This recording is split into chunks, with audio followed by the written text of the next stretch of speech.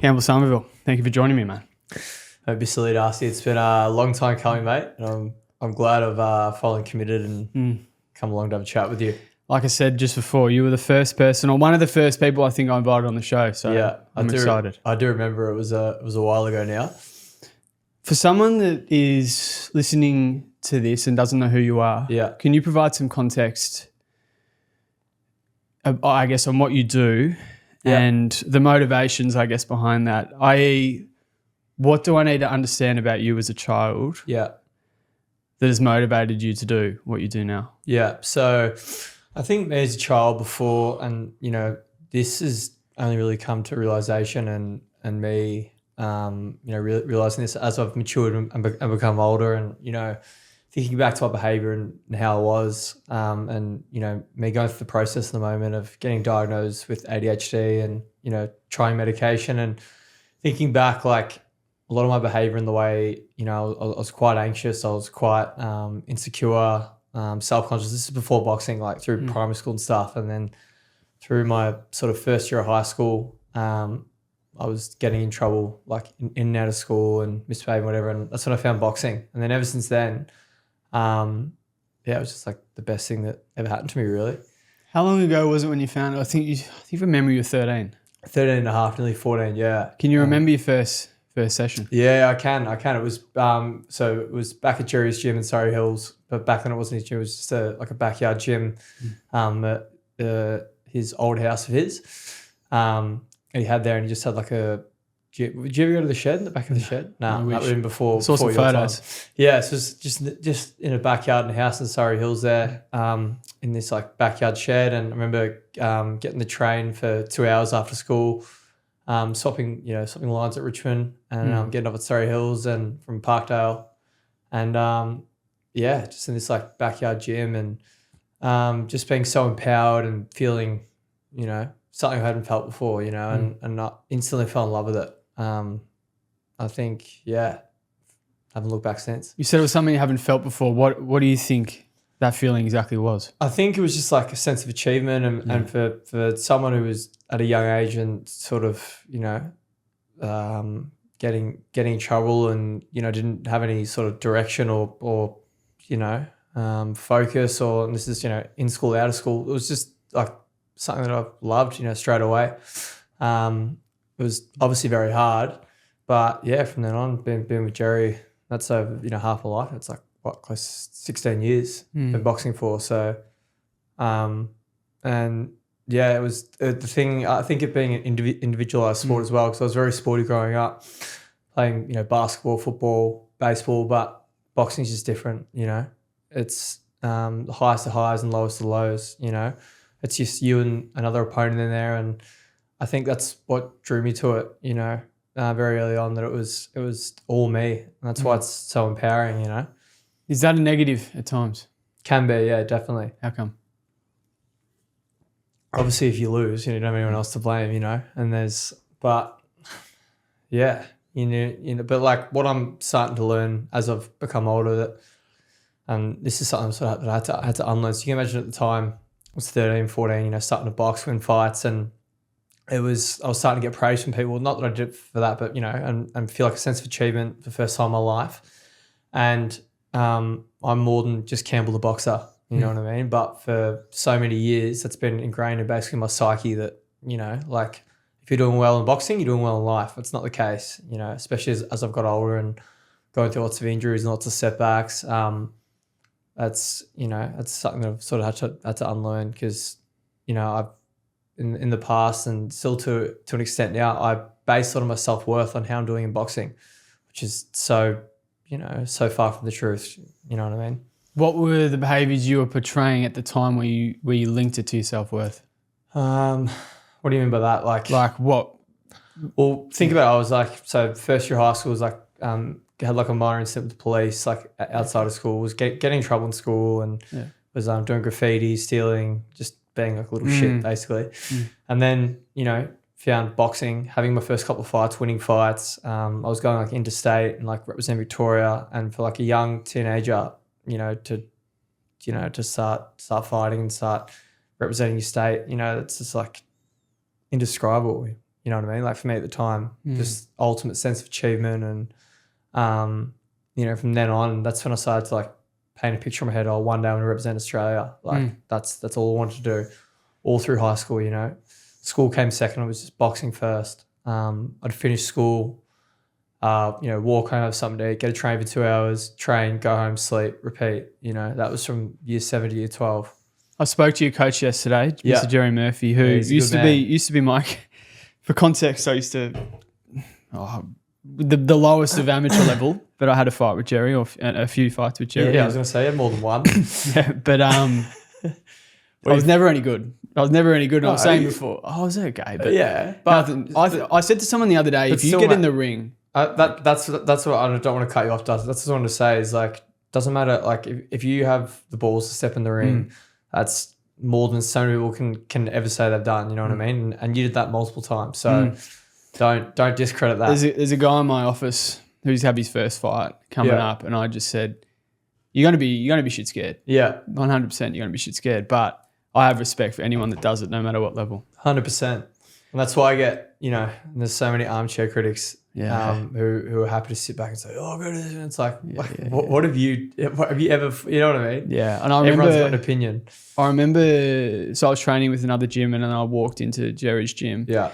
And coming from a gym where you're sparring against people in their 40s. Yeah. And then you get in that gym and you realize, holy shit, there's levels. Yeah.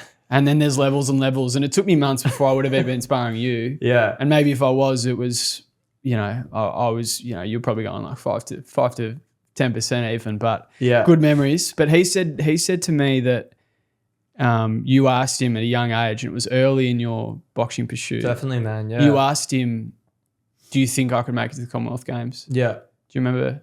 Yeah, I did, because I was in the gym with some good fighters at the time, and they were representing Australia and, you know, Victoria, and you started to go to nationals, as I was saying, represent your state, and you'd see these really good fighters that would be going to Olympics, Commonwealth Games, you know, World Championships, and representing Australia, fighting with Oz in their back, and then as a teenager, you know, like going through the ranks and the levels, and you know, that's all I wanted to do was, you know, represent Australia and become Australian champion. And but yeah, I do remember asking Jerry that, and you know, he instilled so much confidence into me, because I was so, as I said to you, insecure before I started boxing. You know, where do you think that stemmed from? I'm not sure. I'd say, you know, it has something to do with ADHD maybe, or you know, I got bullied a little bit as a kid, nothing, but yeah, it was just like super anxious, like super, you know, insecure, not confident in myself, and then, you know, found boxing and like didn't have anything to prove to anyone anymore. You know what I mean? I you know, and that's what it does. It humbles you. What do you think it like? Because that's for someone that's early on. Yeah. To actually have that vision and goal straight away. Yeah. Like how many thousands of people would box but not have that actual 100%. But I loved it, Darcy. Yeah. Like I used to get to train for 2 hours a day just to get to training. You know, I like, as I said to you, you know, school came second. Like all I wanted to do was box, and you know, my teachers would say to me, "Oh, but Campbell, you have to have, you know, like you have to have it." You know, it was just like, it's even brought me a job as well. You know, I can train people and do PTs, and you know, down the track I want to open up my own studio, and it's something like I definitely want to do. And you know, I'm so grateful for what boxing's done for me. I've traveled all over the world, all over Australia, met so many great people, you know, formed so many, you know, lifelong friends and good relationships, and just, I think the person it, you know, molds for the most part. Not every boxer is a good person, but you know, like molds you into a good person. You know, for sure. You mentioned the setbacks in the armchair critics. How have they played a part in your life? I'm assuming there's a few. You just block out the noise, man. Yeah, like when I had my first loss as a pro, and you know, I was talking to you about that a bit earlier on. But you know, I had lots of people messaging me and like saying some really like fucking nasty shit. You know, like what?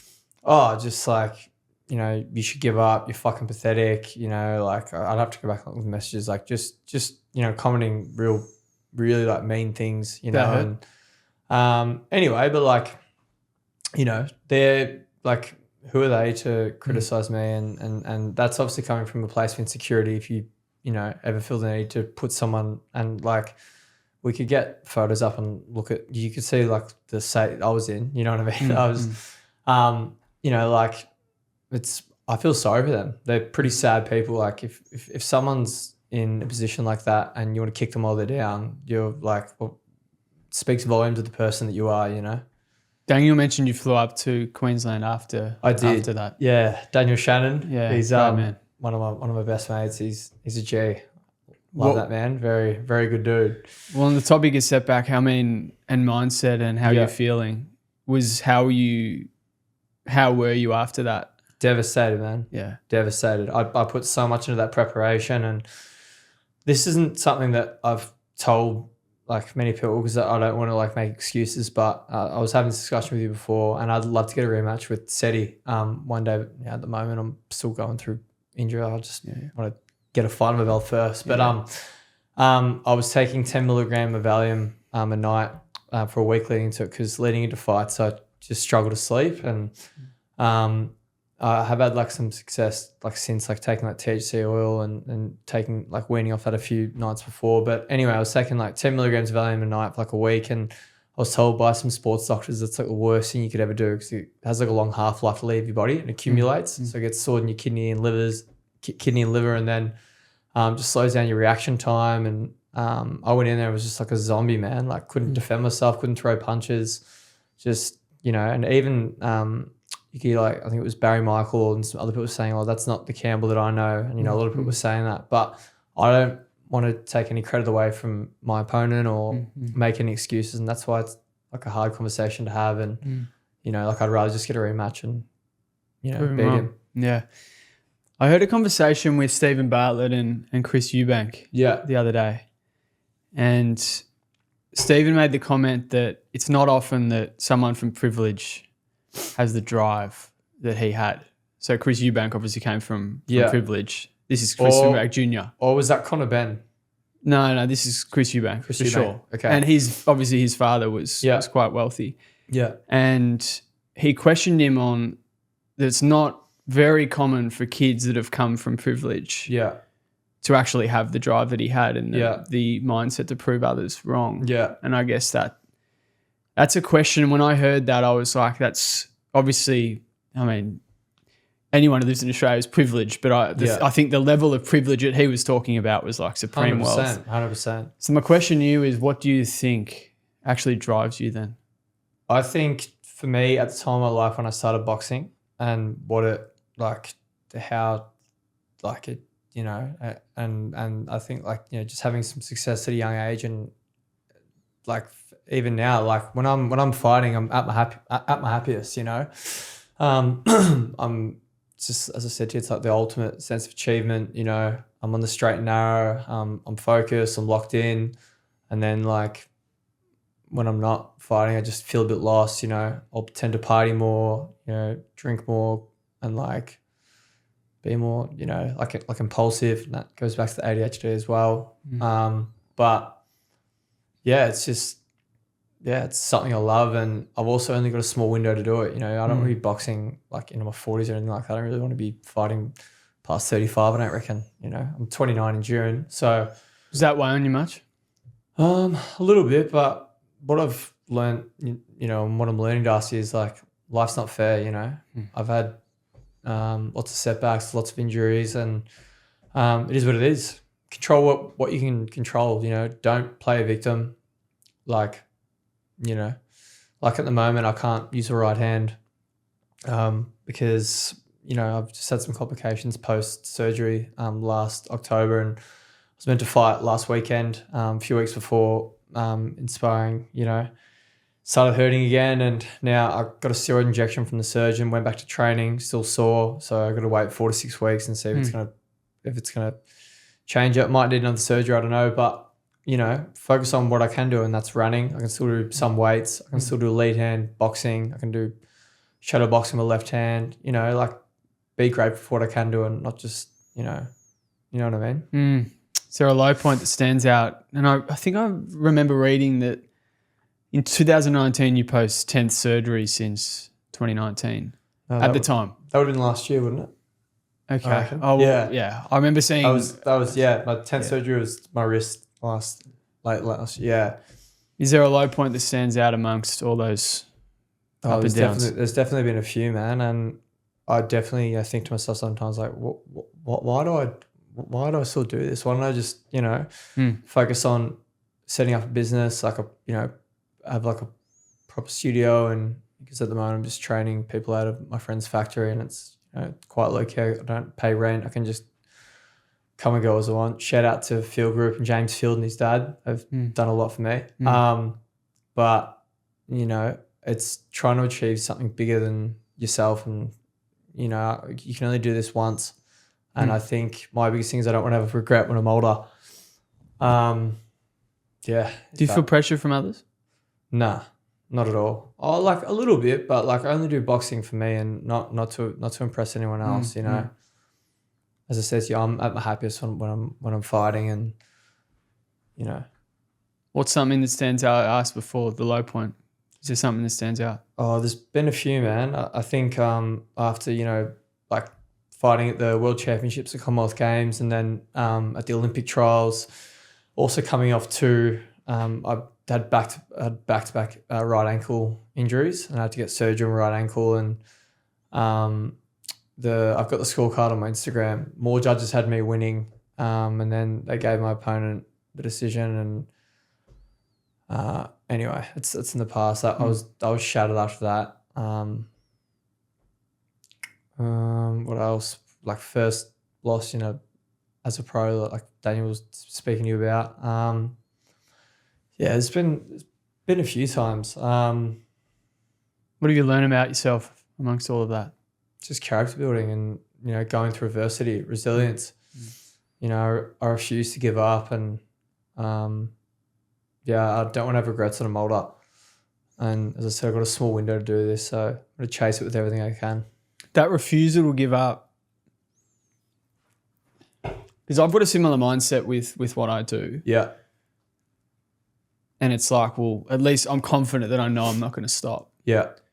But mine's not a physical, Yeah. I don't get injured by doing what I do. 100%. You know what I mean? Yeah.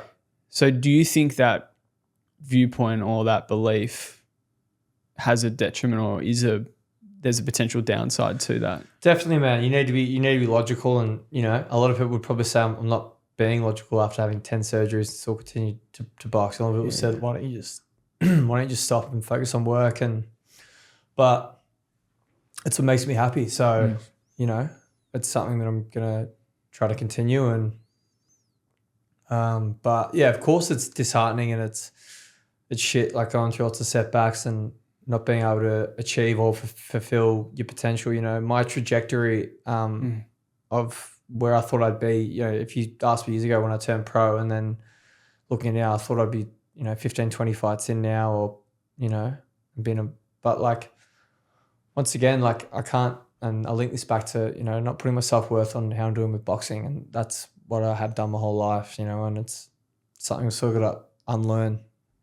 Is that still something that you're unlearning? Yeah, definitely. Definitely, I'm more than an athlete, more than Campbell the boxer in person. So you said before you see a psych. Is that something that they've sort of helped you? More so to help with my ADHD. Yeah, okay. Yeah, and just, but like I also, I'm not going to sugarcoat it. Like I get, very down and do get like quite depressed at times, but also for the most part, I'm like a very happy person, and it's another thing with ADHD is like mood swings, up and down, and, everyone goes through shit. And I've had like a lot of trauma, last 4 or 5 years. I've lost 4 friends, most to suicide. Someone very close to me that I was living with a few years ago was in and out of rehab 3 times. So living with a person who's, got addiction problems and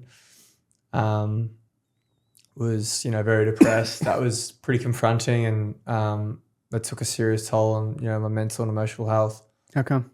Oh, just, seeing someone you're so close with, go through that, living in the same house. Not nice, man. But credit to them, and they've been sober for a couple of years now, and they're doing really well, much happier, and I couldn't be happier for them.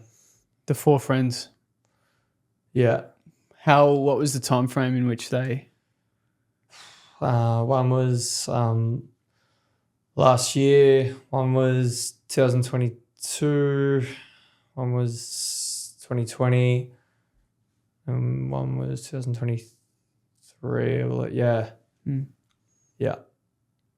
Is there one that hit? Oh, obviously, mate, this is a hard question, but like, were they like all really close friends? Yeah, pretty much, man. Yeah.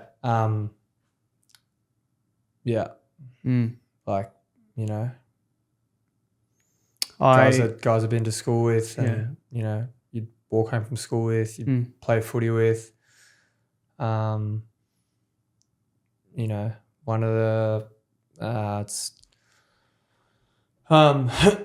one of them I had a phone call with a few weeks before he passed away, and just unfortunately we just had disagreement on the phone, and I hung up, and that was last contact I had with him.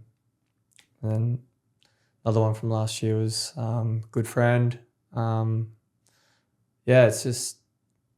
It's heartbreaking, man. And that's also why I want to come on here and chat with you and be vulnerable and create a conversation about men's mental health, because a lot of males in my life very close to me, have struggled. I've struggled myself, and I think it's important that we have these conversations, and it's normalized, because so many people are suffering in silence. And, for years I was suffering like when I was younger, and didn't seek any help, and, and like more needs to be done.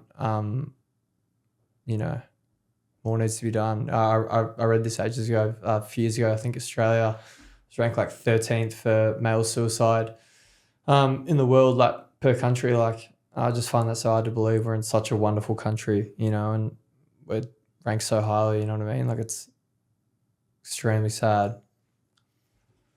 Drive's not the right word, but does it, with all that you do now, is grateful the right word? I'm just trying to think of a way that makes you appreciate, I guess, the life that you have. Definitely, man. Yeah, 100%. I was really good with it at the start of this year, but I was waking up every morning and journaling. I haven't continued it recently, but I was journaling every day, and I'd say, what am I grateful for? And it might be simplest thing is like going to the park across from my house and like drinking a coffee and listening to music. I'm obsessed with music. Listening to music and just like starting your day and listing, things you're grateful for. Or it could be like, it automatically puts you in like a positive mindset, because, it can be the smallest thing. Like, it could be, I'm grateful for this cup of coffee. The sun's out. I've just had breakfast and about to go to my first training session, or I'm seeing so-and-so today, we're catching up, or, it could be something that has happened, or, it could be a dinner you've had with someone, or could be the smallest thing, a conversation you've had with someone. Could be, a gig you've gone to, or like an event, or, it might be a party or something, like anything. What are you most grateful for today? Doing this with you. Yeah. I feel privileged to come in here and I meant in general, but not just today. But of course. Do you mean like just today, or like in general? No, I mean in general and today. Well, today is like, definitely, coming in here, and I think paying respect and homage to, my friends that have passed away, and that's part of why I want to come in here and just like have this conversation with you, and just anyone else out there that is struggling, like like more convos like this need to be had. So many people are suffering in silence, and but in general, I'm going through a bit at the moment, so I can't fight again, and it's it's very, very frustrating. But I'm grateful I can still exercise. I've been bedridden before. I've been on crutches and I can't do a thing, and that sucks. Like I can still run. running's sick. Still lift weights, some weights, you know, I can still box my lead hand. Can still drive. Yeah, I can, you know. I saw some of these photos going back with Harley. Yeah. Might have to put them up on the screen. Yeah, man. That's fucking heartbreaking and such a waste. Such a good dude that was just lost and you know, just couldn't get the help that he needed, unfortunately. And yeah. Was he one of those people that, like you said, he was lost, so he was going through some struggles, but was he one of those people that you couldn't tell? Oh, yeah. I mean, I guess you could say that. Like, and living like from my personal experience as well. If you live with an addict, someone who's, you know, addicted, the only person who can help themselves is themselves. You know what I mean? You can have all the support in the world, but if you don't make a conscious decision, or they don't, to change, they won't change.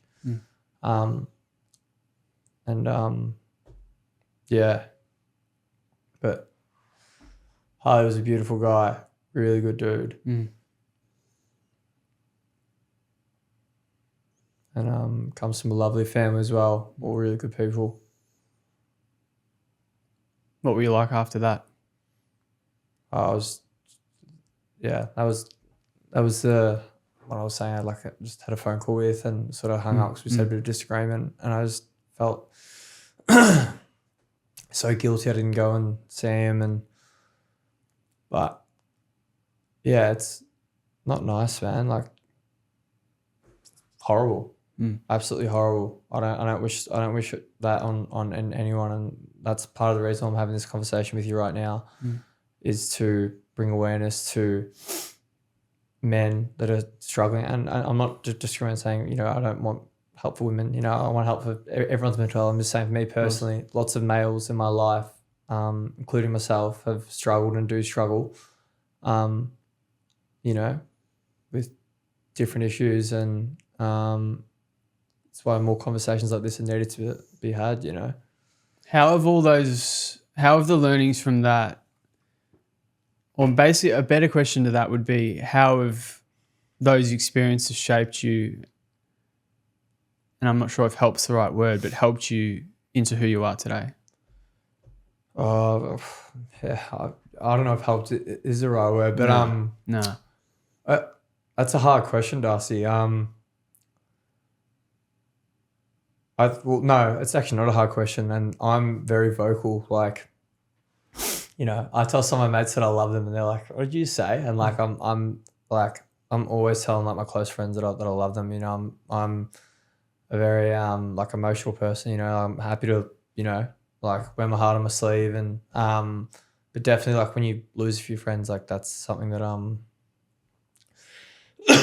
you know, like I'm, you know, happy to tell people that are close to me that I love them and appreciate them, and you know, I think it's important.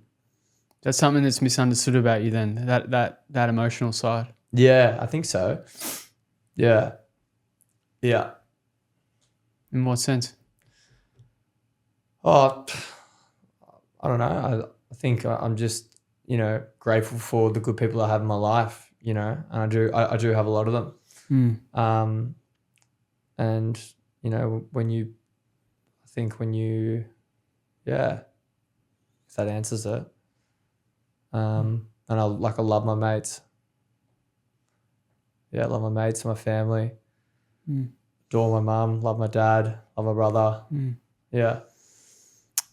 You said a quote, I think you said, I have so much love. This was 605 weeks ago. Right. It was a long time ago.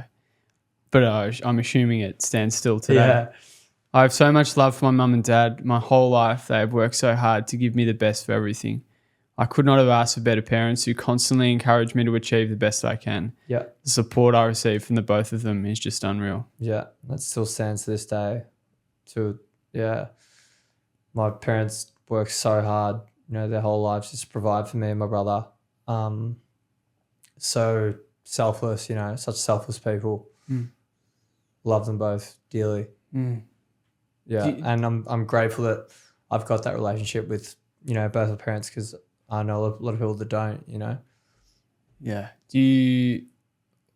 I'm assuming that statement rings true today, but how has it potentially evolved since that time?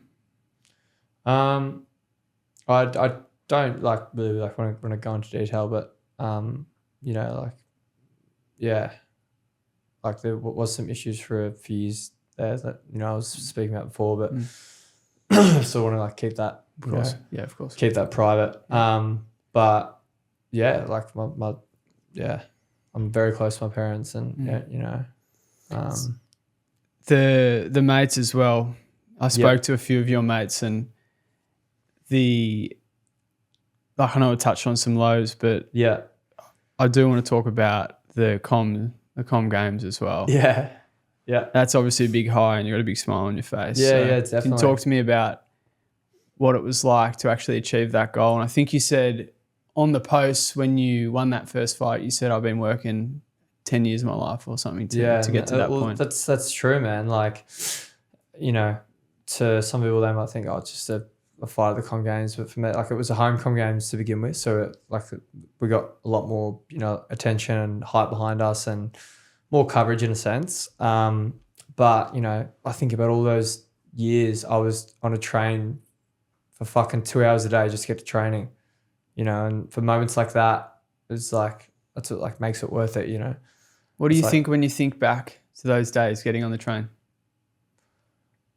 Oh, I think, as I said, touched on before, I think I know how much boxing meant to me and means to me. And, I was a man on a mission, I just wanted to achieve things, and otherwise I wouldn't have been, doing that. And I was extremely driven, and still am. I don't think anyone can question my work ethic, and yeah. What would you tell yourself at 13? Believe in yourself. That's throughout my boxing career at different stages. I probably haven't done as well as I could have. And any boxer will tell you this,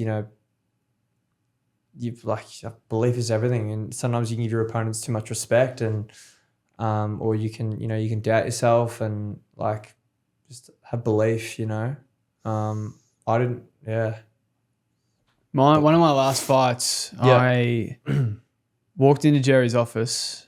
I looked at the name of the guy I was fighting, and I typed his name in on Facebook. Yeah. And at that moment, I lost the fight. Yeah. So. Yeah, you just stop. Yeah.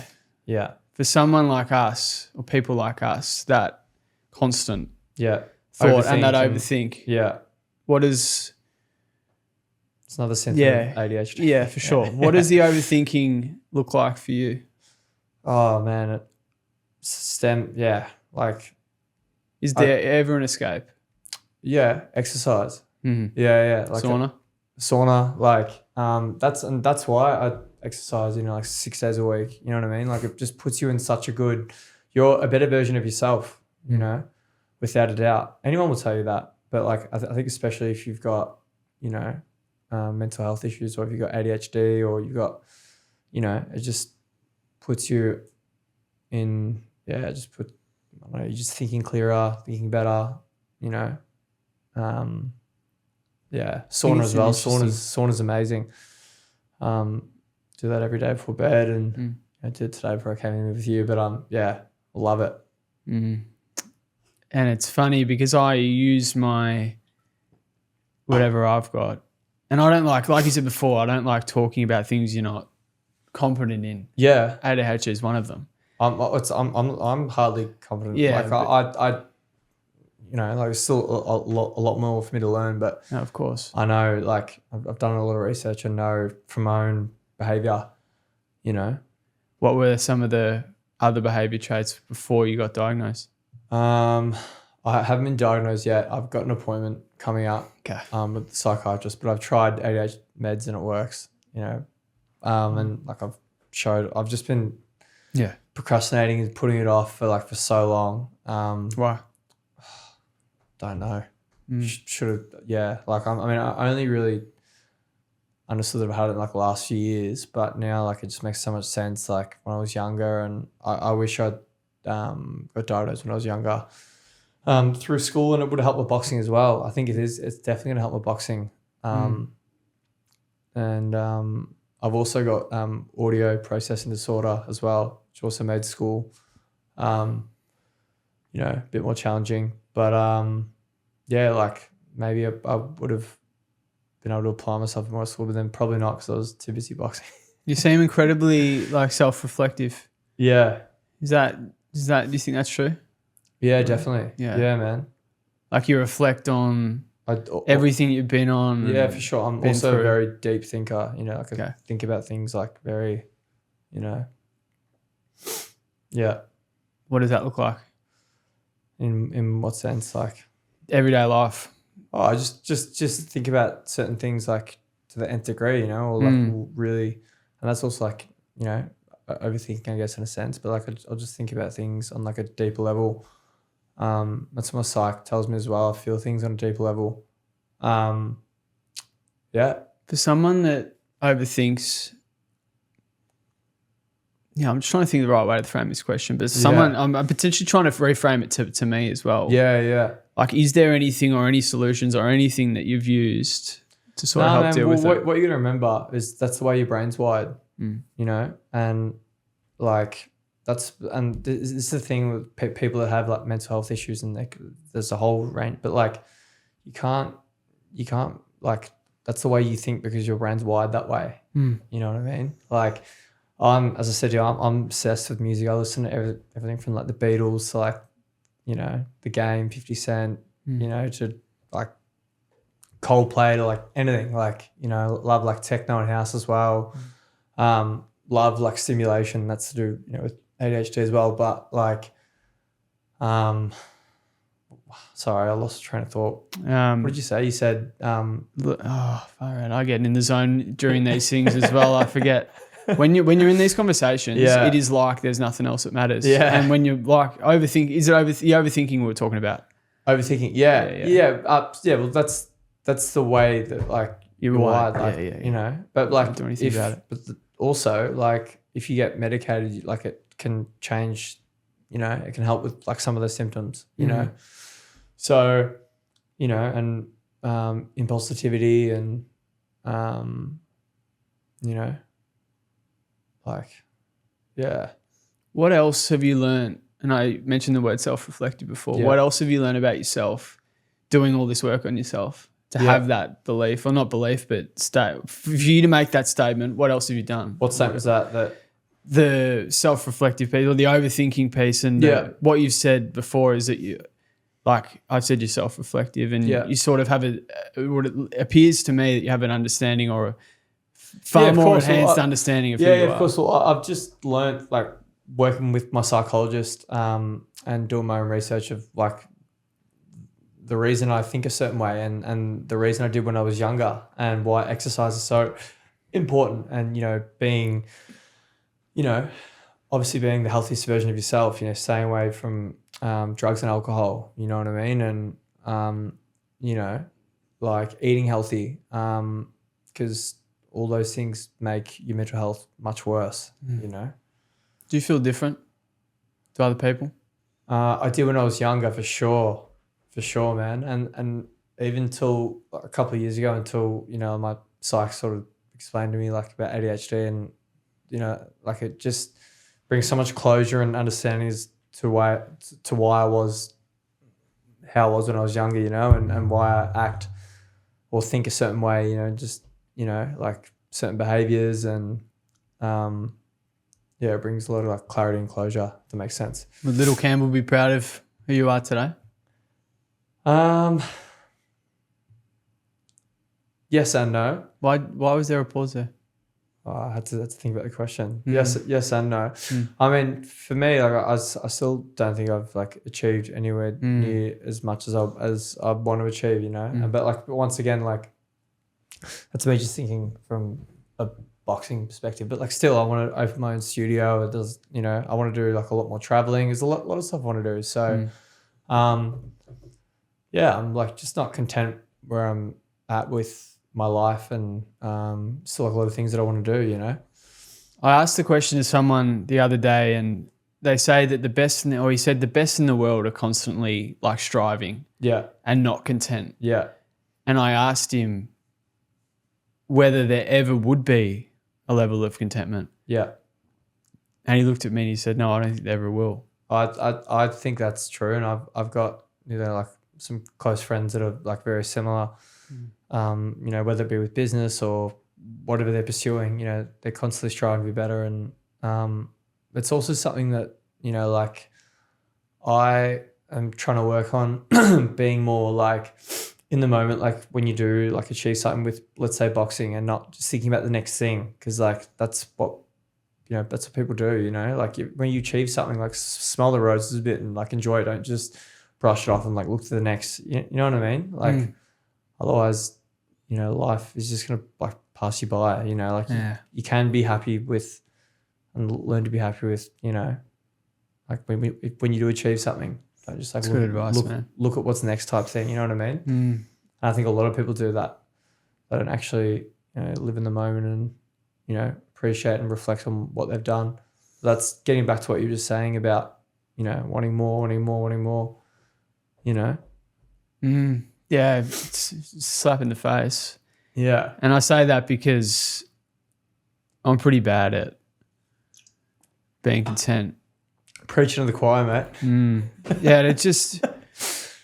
Would I be sitting with you here now if I wasn't? If I was happy? You know, if I was... Yeah, true. You know, like there's so many ways of looking at it. Yeah. But I feel like a lot of people that strive and do amazing things 100% come to that realization. Definitely. And I've sort of come to it at the start of this year, where it's like maybe stepping back, being a bit more self-reflective, appreciating the journey. And everything seems to have evolved in my life in a better way. Since doing that? Since doing that, yeah. Oh, I'm happy for you, man. Well, That's taking the step, taking the foot off, you able to be you refine what you're doing, I think, and you can move forward, I guess, with confidence that it's all going to work out. I'm not sure. There's a frame that I sort of have sometimes that things aren't going to work out, and I'm sure that's something you deal with as well. Yeah, like the what if, and you sort of mentioned it before. Yeah, do you still go through that? Yeah, definitely. 100%, Darcy, for sure. Yeah, definitely. But like, you can do that with anything, can't you? You know. Is that true? Like, 100%. You know, I saw something the other day, and it was a question. It said, "Have you ever found yourself alone in a room, staring at the walls and wondering, who am I? Who am I really when no one else is around?" What does that question mean to you? Well, it'd definitely be me with pumping music. You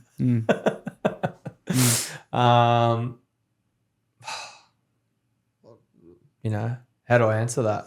How would you answer that? In the end, the person who we are when no one else is around is the person we should always strive to be, because in the stillness we find our true selves, and that's where the magic happens. Yeah. That was the answer to that quote. And it made me think, because a lot of people portray themselves. I sound very silly with my answer, and I'm sorry. No, not at all. Not at all. And it's a deep question, man. Yeah. But a lot of people portray themselves in a particular way. Yeah, I understand what you're trying to say. And I think from the understanding I have of you is that there's nothing to hide. No, 100%. Yeah, I know what you're saying now. Sorry. Yeah, well, I think, no, there isn't anything to hide. And I think, like, that's partially due to boxing as well. Like, it strips you of an ego, you know? But Yeah. What's it like getting in the ring for you? Oh, for me, I love it. Love the pressure. Love punching on. Yeah, love it. So it's so rewarding. Like you and one other person, and you know all the training that you've done in months leading up to that, all the sacrifices you've made. You know, it all shows at that time. You know. You mentioned I think you might have mentioned to me on the phone that you like routine and Definitely sticking to something, and 100% that helps. structure, and that helps. That helps with my ADHD as well. And Sure. And yeah. So when all of that isn't there, I mean, I'm assuming when you're preparing for fight, I think you did say it before that you're your happiest preparing for fights. Yeah. So when all of that's taken away, Yeah. I'm assuming there's a lot of dark thoughts, I guess, when you're off the. Yeah, somewhat. But like it's like comes. It depends like what's going on in my life, and like not always. Like that's what I'm saying. I'm not always miserable and depressed. Like, but like you're just up and down, you know, and yeah, like for the most part, you can ask people. I'm especially with people because I love connection and like love my friends, and like when I'm around other people, I'm great, you know. But then sometimes when I don't know like my routine and I'm not, and no, like you are right in a sense, like because I feel like I'm not striving to do anything meaningful in my life. You know what I mean? Because I'm not like, you know, I'm at an age now where I can be boxing and I can be fighting, and if I'm not doing that, then in my head, like I'm not, you know what I mean? You spoke to me on the phone yesterday, and you spoke about the fulfillment that came with it, that came from it, at such a young age. Yeah, 100%. And for it to be taken away. Yeah, well, that's it, man. It's basically ingrained in my psyche, and you know, like the what I'm trying to say, like for so many years, like you know, like I'm boxing, I'm winning fights, and when that's taken away, it's like that's all you've known, you know. And then obviously before that, I was like getting in trouble and like didn't really have any direction, didn't really have like, you know, many like good hobbies or like not good hobbies, but like I didn't have like my thing, you know what I mean? Yeah. If that makes sense, you know. Do you think you overtrain? Oh, definitely. I have in the past, yeah, for sure. And that can be due to the ADHD as well, dopamine seeking, you know, like you feel good when you train and you also like obsess and do too much, maybe sometimes, but as I've gotten older and got more experience, I'm learning to be better with it. But you know, we're talking about a sport where let's say I fight at like 69.9, right? I've got to make, you know, I've got to lose 8, 9, 10 kilos, you know, weigh in and like leading into fights, you have to be training a lot. You know, you need to be burning calories and obviously with a balanced diet as well. But like, you know, it's, you know, I don't know all the answers, but it's a hard sport is all I can say. Can you remember your first win? The big pro win, sorry? First pro win. Yeah. At St Kilda Town Hall. It was packed. I was there, by the way. Yeah, I remember. Yeah. Well, you told me about that night. It was pretty...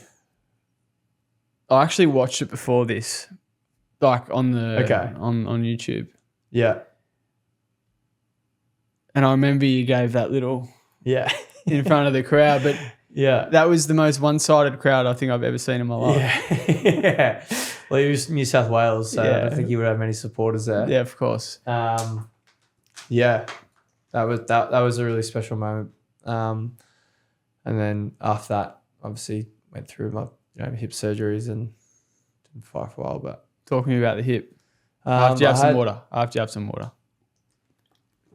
So I found out I had hip dysplasia, which is something you get from birth. So and basically my hips were like I'd torn both my labrums. The surgeon said he could put his finger under them and like they're like flapping up and down, so completely torn. And I was getting like real bad hip tightness, just pushing through training, whatever. And we got some scans done, and they said basically you need like, you know, double hip reconstruction and double hip scope and another surgery on top of that. So there was like 5 surgeries involved with that. Yeah. That's that's big. Yeah, It's and a big surgery. it was you know, like I was going like a different direction. I obviously failed to qualify, you know, at the Australian leg of like the Olympic qualifiers or whatever. You know, so I was sort of I'd been to the Commonwealth Games, World Championships, represent Australia, done that, and didn't want to stay amateur anymore. And you know, it was like pro debut, done that, and then you know, was just keen to fight, and then was obviously out for you know quite a while because I had to go to the surgeries. I was told you need to learn how to walk again. Yeah, I've got videos on my Instagram of like giving me like the you better see it on there, but yeah, yeah. And Is it hard to watch those videos? Nah, part of the part of my story. Of course. It's like frustrating, of course, but is what it is. Do you think it'll ever be the same again? What? The hip, like, is it still? Nah, it's not an issue now. I've rehabbed it, and you might have spoke to him, Corey. Yeah, of course. Corey Hargrave, my S&C coach. Yeah. Do some great stuff with him down at Pulsate. Of course. And another coach, Liam Purcell. So those two trained me there, and very grateful for those two as well. Big supporters, and they helped me get through, you know, my injuries and doing my rehab and that. Yeah, no, my hips, I don't notice anything now. Have you thought about a life where you're not Fighting? Yeah. Yeah, I have. What does it look like? Me running my own business, having my own gym. Yeah. A question that comes to mind, it's like the whole identity piece. Yeah. And it's almost like, you know, who is Campbell without boxing? Yeah. That must be a hard one to answer. Yeah, it is. Well, I don't really know it yet, you know. But yeah, most definitely. But it's, as I said to you, it's something I'm trying to work on and, you know, and learn and not put all my self-worth on how I'm doing with boxing. And, you know, even though that's what I have known for so long, you know what I mean? You know, more so than the last 5 years with all the, you know, surgeries and setbacks and stuff. It's just something that I've had to learn, you know, like don't judge how you're doing in life and how you're doing in a sport, because I'm more than Campbell the boxer, you know. You said I'm beyond great. Whether it's a message or watching me, you know, it's incredibly disheartening to be injured a 3rd year in a row and not to live up or fulfill goals and promises I've made to myself and a lot of other people. Yeah. Does that burden? Would you say that as a burden? Definitely, man. Yeah. It's like I've been injured, I think, every year since 2018 or something. Yeah. I think, you know, like it's, for sure. But like not to other people, because I do, you know, obviously sponsors and all the people that support me, I owe them a lot. But at the end of the day, I'm going in there and doing this for myself. So like I'm not doing this to impress other people, but obviously to those that, you know, support me, you know, like I want to, you know, do it for them as well. But you know, I'm obviously doing this for myself and no one else, you know. You said to me before you were meant to fight last weekend. Yeah. So you got to...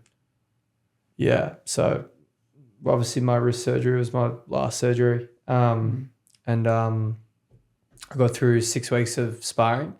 So it wasn't like my first spar back or anything like that. No issues at all. Like a little bit sore, but nothing. And then I was sparring and like took the glove off and it's really sore. And I said it to Jerry, and then I was sort of, because I had a fight coming up in a few weeks' time. I was like, I'll just, you know, take anti-inflammatories every day. And then I was sort of ignoring it, still sore. But then when I stopped taking them, I was like, fucking hell, you know, something isn't right here. And like even now, I can't open my car boot, like, you know, as I said, I've had that steroid injection. I've waited, I've done that. And he's saying now wait 4 to 6 weeks. But there's something not right. And I did, you know, full rehab and was like, got through 6 weeks of sparring, punching the heavy bag, doing everything and no like proper pain, and that incident obviously happened during that spar or at that time, and yeah. I find it hard, not hard to believe, but you said before that you still don't have the why me mentality. You know what I mean? I've tried to, like, at times I definitely have in the past, but I try to not, like, maybe sometimes I do, but I try to not, like, play a victim, or like, and you know, like, maybe I do, but like, that's what I'm saying, like when I was before, like you were saying, oh, like, what are you grateful for? And I'm still grateful that I can exercise. You know what I mean? I can drive a car. I can lots of things. I can go see my friends. I'm not on crutches. Like, you know, I've been in way worse, positions than this. Like, just gotta find things that you're grateful for, because when you start playing the victim, and you'll just look at all the negatives. You know what I mean? What were you like when you were playing the victim? Oh, miserable. Miserable. Yeah, I mean, life's not easy. Life's not fair. Like, shit happens. Is what it is. How are you now? Oh, I'm frustrated at the moment, man, because of what's going on with this. Like, I'm not gonna lie to you. Like, yeah, it's quite frustrating. But as I said to you, like, I'm grateful I can still train, and that's what brings me joy. And but you know, I could be coming up for like my 11th surgery, which is frustrating, but getting through it. Definitely getting through it. Is it hard? And sorry, man, I know thanks for holding it. I know it's hard. Seeing your peers. Definitely. 110%, man. Yeah. Because at the same time, you want to feel like, I imagine for you seeing Harry, for example. No, but I'm nothing but happy. Yeah, 100%. And it brings me so much joy seeing how successful some of my friends are. That's what exactly doing. I was going to say. There's no. I honestly, I'll try not to have like a jealous bone in my body. You know what I mean? And like, I'm only happy. I like feed off them succeeding. You know what I mean? Some people will be like, might be like, oh, why isn't that me? I'm not like that. Yeah, like, I'm happy for my friends, and like, it brings me joy seeing him do everything that he's doing. You know what I mean? No, that's exactly what I was saying. Yeah. You definitely, and you can ask be an him, element of happiness. every achievement, everything he does, I'm meshing him and like backing him in. And I'm like that with all my friends, with whatever they're doing. I like to think I'm extremely supportive, and you know, like, I get like, I get joy out of other people doing well. You know, it was more the fact that potentially you've been boxing with someone who's been at a potentially inferior or superior level than you. Yeah. Let's just say inferior. I'm assuming that's the case, and they've gone on to achieve things that you know you could, but haven't been able to. Yeah. Like, I mean, definitely, like, there was, it was a period that where me and Harry went to the World Championships together, and to the Commonwealth Games together, and and then he went on to did more, and I didn't.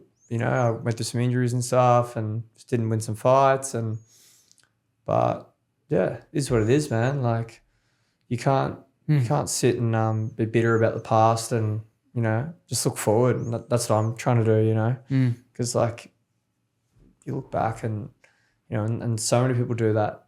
Even I've done that at times.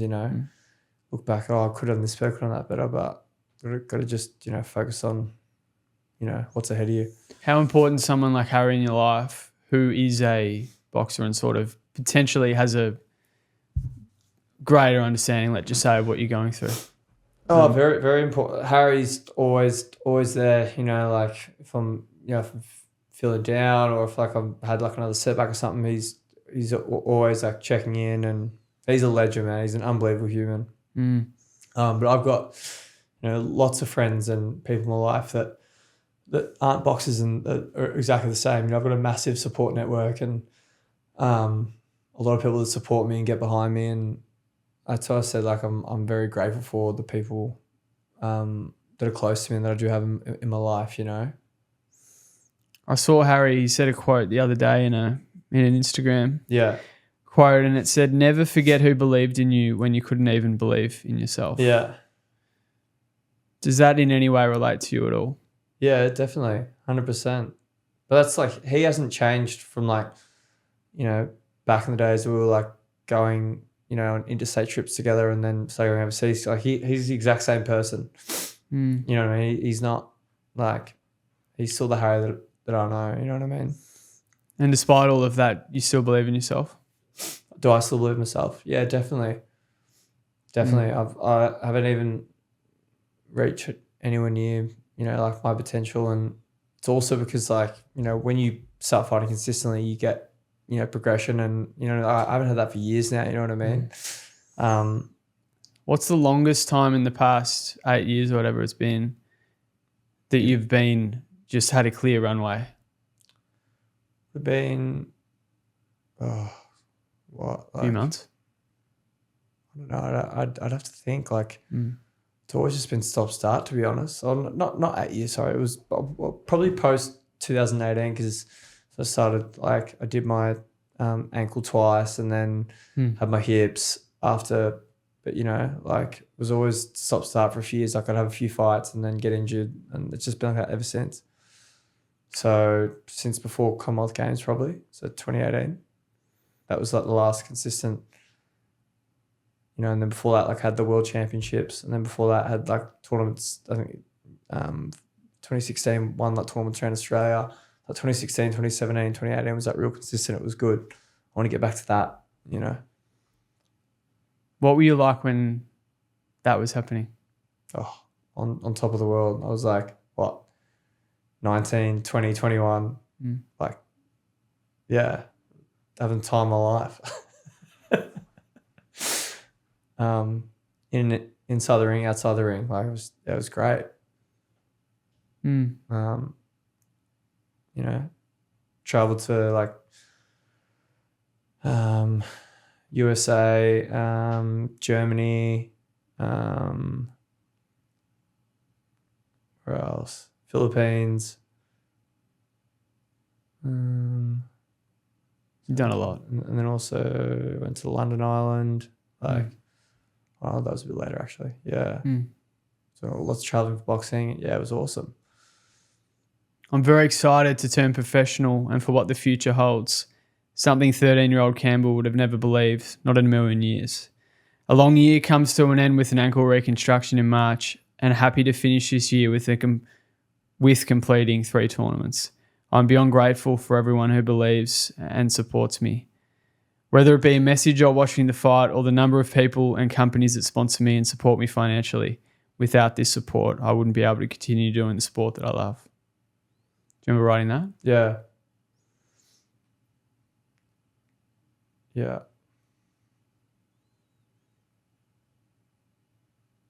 Yeah. Yeah. Was starting to, yeah, I do. Why is that emotional? Oh, because I was just starting to get injured and I'd miss out on the, you know, the Aussies for the next stage of Olympic trials and just going through injuries, setbacks. As I said, like, it was pretty annoying. It was in the semi-final, but it was against the current Australian champion. More judges had me winning on the scorecard. The only judge that had him winning was from his state. There was no Victorian judges. Like, to me, it's just complete bullshit. You know, anyway, I don't want to like, of course, you know, like more anyway. And there wasn't any Victorian judges anyway, but like, yeah, is what it is. It's boxing politics. Is that a big what if? I guess, but can't change it. So is what it is. Just politics and sport are just like, it's just, you know, yeah. The content word. Like, I can see it in you that there's like, and you said here, fast forward 10 years and 72 amateur fights. Like, that in itself is, I know it's not the level that you want, but Yeah. to do 72 fights and still have I'll still be emotional when I read that out. It's clear to me that there's something deeper, something deep driving you to do what you're doing. Yeah, man. Yeah. And it's hard. I want to, as I said to you, I don't want to be older and be like, oh, I could have done that, could have done this, you know. Like, want to do this while I'm somewhat young. I'm, you know, I'm getting old, you know. Yeah. So I've got a small window to box, and you know, like if I had it my way and I didn't, you know, do my ankle twice and got maybe 2 more years of consistent boxing, I could have had maybe 80, 90, 100 amateur fights, you know, before I turned pro. But like, it's what it is, you know. What's the peak of where, like, if you were to, let's just say in the next 5 years, you had a clear runway with no injuries, where's the peak? I'm not entirely sure. I don't, you know, I think it's not like a one size fits all for different each boxer. Yeah, of course. Do you know what I mean? Like, who knows? Like, I mean, some boxers are still boxing at 36, 37, 38 and still doing really well, you know? So I asked that question. It's like, what's driving you now to keep going? Is it that the fact that you haven't achieved what you set out to? Definitely. And I haven't had like a good shot at the pros yet, you know? Just been injured. So yeah. Still a lot that's, I'm just trying to think, like the whole content piece, like I said before, I can just see it in you, man. Yeah. But like, I think that's going to come from other areas of my life as well, you know, and that's what I said to you. I'm trying to not put all my eggs in one basket and just, you know, look at my self-worth on how I'm doing as a boxer, because like so much more than that, you know, one person. And that's what, you know, even though for so many years, you know, from a young age, like it started bringing me, you know, it was my everything. And when that's taken away from you, it's like something that's sort of hard to, you know, but like I'm slowly learning that, you know, you know, don't put your self-worth on just how you're doing in a sport. Like, it's just a sport at the end of the day. And that's true. Has that been hard to do? In the past, yeah. But like, I'm getting better at it. How sure. Well, what are you seeing in yourself that? Just maturity, man, and all the shit I've been through. Yeah. Life lessons, and, you know, there's, a lot more important things in life than boxing, even though boxing is pretty important. I think that might be a good way to ease it off, man. This has been an epic chat. Yeah. I know that there's a lot. We could keep going. We could keep going, couldn't we? We could definitely keep going. Is there anything that we haven't spoken about today that you think people need to hear? Oh, I could get my phone. I wrote down some notes. Yeah, do it. It was probably... Do it. A few notes. Yeah, I write heaps of notes, man. Like, my phone's full of notes. That's like my diary, you know? Yeah, I think why I'm so drawn to boxing, and I spoke about this, is like growing up, I always felt like inadequate, less than, not smart, not good enough until I started boxing. You know,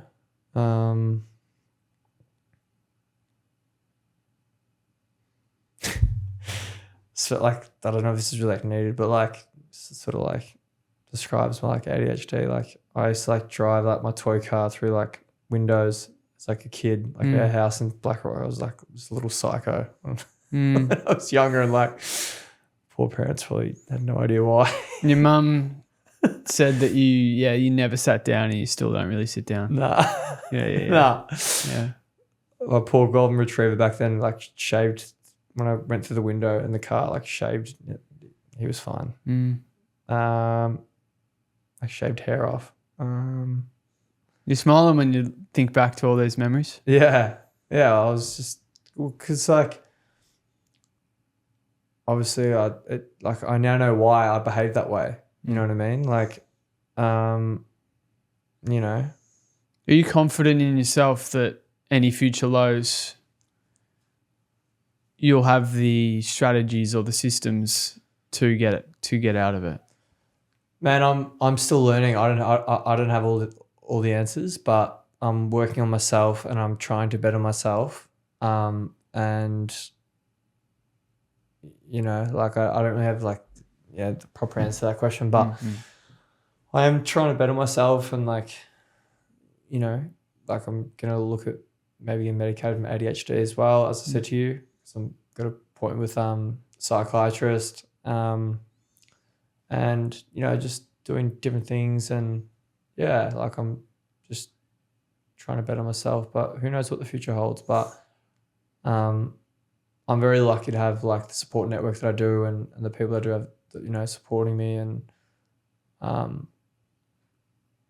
you know, The future scare you?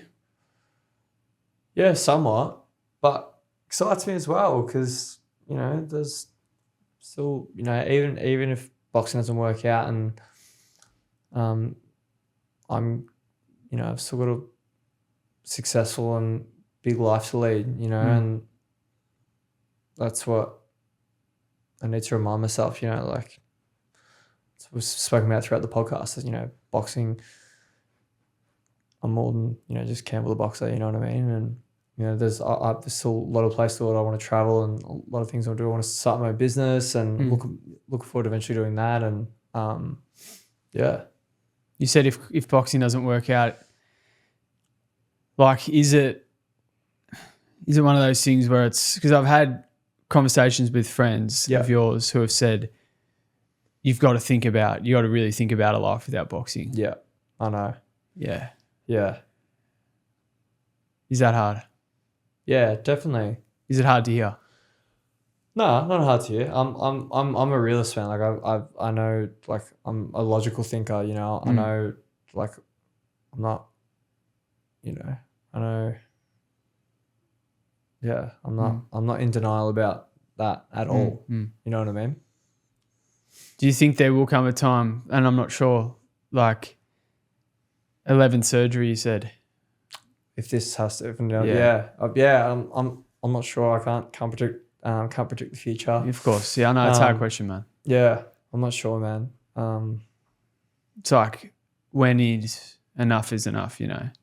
Because I said to one of your friends yesterday, yeah, when I did my fights, I was like at such a lower level than you. It was out of control. And I was like, holy crap, like this is a big journey. Yeah. This is a big, big journey. Yeah. And what I'm still trying to understand, it's like, how do you, with that view in mind, like knowing how far it is, how do you keep going years and years and years after, you know, because you're still going. Yeah. Well, and that is a lifetime ago. Yeah, I know. Well, I've seen what boxing's done for me, and do you know what I mean? All the great experiences I've had, and how happy it makes me, and I think that's why, Darcy, you know. And also said to you, I don't want to be older one day and be, you know, what could have been. If I've given it my all, then I gave it my all. You know what I mean? What would the 85-year-old you want you to do tomorrow? Have you heard that question before? I have. Just be happy. Yeah, you know, with everything you're trying to do, and like, don't, you know, just be happy. Like, there's that famous quote from Heath Ledger. You know, everyone asks what a salary or a job or this and that. You know, they ask, "Are you happy?" You know what I mean? That's a good one. You just be happy. I asked your brother to do a voice message before this. We might as well play it and see what he says. I was saying that it was incredible having a little brother growing up, and Campbell was extremely funny and a bit of a crazy child, which was always fun around the house. But there was a big age gap between him and I, and I've really loved growing closer as we've gotten older, because we're two adults now and we can hang out. You know, that age gap is gone in a way. And we're just two adults hanging out, and we've gotten closer, and I feel like I've got, I mean, he's my brother, but a best friend there as well, somebody that I love and look up to, and who's always there for me. Very proud of where he's gotten with his boxing, and even though he's been unlucky with some injuries, he's always bounced back. And I'm excited to see what he does there with his boxing and what he decides to do afterwards as well. I love him very much. Oh, it melts my heart, man. I love my brother so much. I was actually gonna mention it, but when I was younger, man, I used to like because of the gap. We're both very different people. Imagine like there's me, like personal trainer, boxer, filmmaker. I'm not very academically smart. And there's Hayden, like lead singer of a band. Before he was a director, he's a filmmaker. Like he's a genius. You know what I mean? Like we're both very different people. So and 7-year gap. Like you can imagine. I was 13, he was 20, you know what I mean? And then he like pretty much moved out of home. But you can imagine that gap, and like I used to just do his head in. And I was a little psycho, like he'd have girls over and I'd be like, this when I was real young, I'd be like kicking his door in until he'd like come talk to me because I want attention. You know what I mean? And then I used to have this like outfit from like a Zorro movie. I had like a long like skinny swole. I used to chase around the house. I was young as I'd be whipping him as hard as I could. Anyway, like and I used to, when I was really young, I used to think that Hayden didn't love me. I used to get like really upset, but I know he loves you. We're close as. I'm very grateful for Hayden, and he's a really good brother, and a good role model as well. He's a really good person, really good dude. Yeah. How important is he and the friends that you have in your life now? So important, man. Yeah, so important. Him and my mum and my dad are very, very important to me. And my friends, close friends, yeah. Got to hold them close, like you said. Yeah. You don't know. No. You don't know what, on the topic of what we went through before, I mean, I can't talk for what they were like as people, but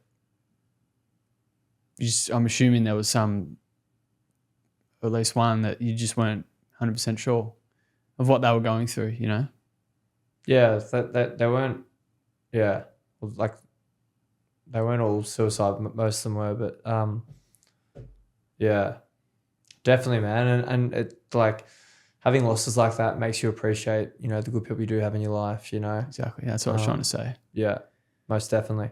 Good way to end it, brother. Really appreciate your time. And easy, brother. Thanks for it's such been a a great chat. chat. No, Legend. man. Appreciate you. That was so good. How was that? Yeah, it was Good? awesome. Yeah.